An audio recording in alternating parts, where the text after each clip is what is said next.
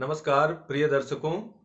हिंदू समाज की सबसे महत्वपूर्ण कड़ी परिवार अब टूट नहीं रहा बल्कि समाप्ति की तरफ बढ़ रहा है। बहुत दिनों से यह कहा जाता है कि परिवार टूट रहे हैं, परिवार का आकार छोटा हो रहा है, संयुक्त परिवार समाप्त हो रहा है, एकाकी परिवार की परंपरा शुरू हो रही है।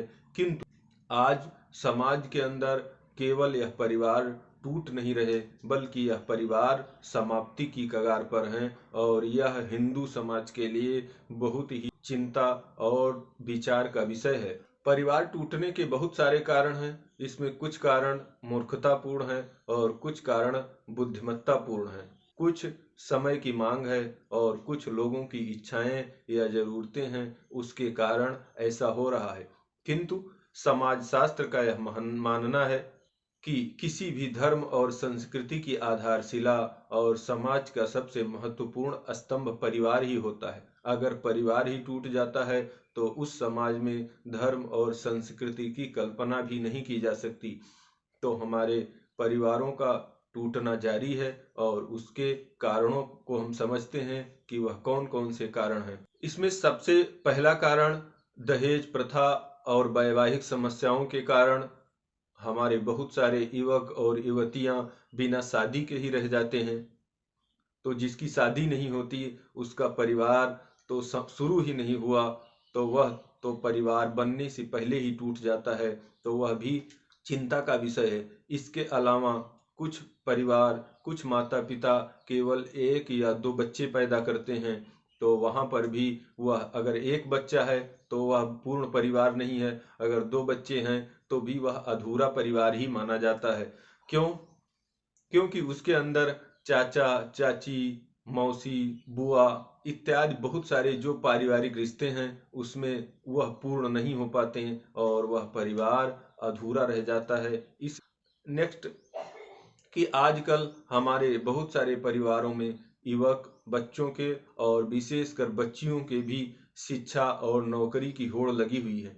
तो जिन परिवारों में स्त्रियां नौकरी, रोजगार या कोई भी अन्य कार्य करने के लिए घर से बाहर जाती हैं, तो वह भी परिवार अधूरा ही रहता है। उस परिवार में वह खुशी और प्रसन्नता नहीं मिल पाती और वह परिवार उदासीनता या निराशा का शिकार बन जाता है, जहां पर औरतें नहीं होती हैं।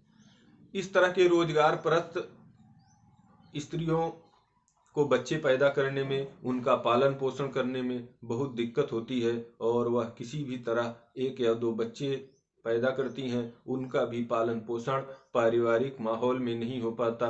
इस प्रकार परिवार की परंपराएं, रीति रिवाज, धर्म, संस्कृति का तो कोई सवाल ही नहीं है कि वह आगे बढ़ सके। तो यह परिवारों के लिए खतरे का संकेत है। इसके अलावा हमारे समाज में कई सारे ऐसी संस्थाएं हैं, कई सारे ऐसे सामाजिक संगठन हैं। जैसे आपने सुना होगा कि ईश्वरीय ब्रह्म कुमारी संस्थान, जो स्त्रियों को संत बनाता है, उनकी शादी विवाह नहीं होने देता है और वो हमेशा धर्म और संस्कृति का प्रचार करती हैं। इस तरह की और बहुत सारी संस्थाएं हैं जो स्त्रियों को या पुरुषों को शादी करने से रोकती हैं और वह हमारे समाज के लिए, हमारे परिवारों के लिए बहुत ही घातक है। इसके अलावा भी कुछ ऐसे कारण हैं, जैसे स्त्रियों का जो घर का कार्य है उसको महत्व न देना, उन्हें हिस्सेदारी न देना या उनके कार्य की वैल्यू या महत्व को न समझना और उन्हें मानसिक रूप से या शारीरिक रूप से प्रताड़ित करने के कारण वह भी रोजगार, नौकरी या अन्य कार्य करने के लिए या पैसे कमाने के लिए घर से बाहर चली जाती हैं। इसलिए वह परिवार का बहुत नुकसान होता है। इसलिए समाज को स्त्रियों के महत्व को, उनके कार्य को और उनके पारिवारिक प्रेम और अपनत्व को महत्व देना चाहिए और समझना चाहिए। और यह जिम्मेदारी हर स्त्री, पुरुष और हर व्यक्ति की है कि वह समाज को, परिवार को बचाए रखे और उसकी परंपरा का निर्वहन करे। यह तभी संभव है जब आपका परिवार रहेगा। इसलिए आप सबसे हमारी यही गुजारिश है कि आप समय पर शादी करिए, उचित बच्चे पैदा होने दीजिए और घर में स्त्रियों का सम्मान करिए और उनके कार्य को महत्व दीजिए और कोशिश करिए कि ज़्यादा से ज़्यादा समय औरतें अपने घर में बिताएं, जिससे आपका परिवार उन्नति करे, आपकी परंपराएं, आपके रीति रिवाज बरकरार रहें। इस विषय में और किसी का कोई प्रश्न है तो वह पूछ सकता है। बाकी इस बात को आप सब लोग आगे भी बताइए, आगे फॉरवर्ड करिए इस मैसेज को, और इस चैनल को सब्सक्राइब करिए, जिससे आपको इस तरह की और अच्छी और ज़रूरी जानकारियाँ मिल सकें। धन्यवाद। नमस्कार।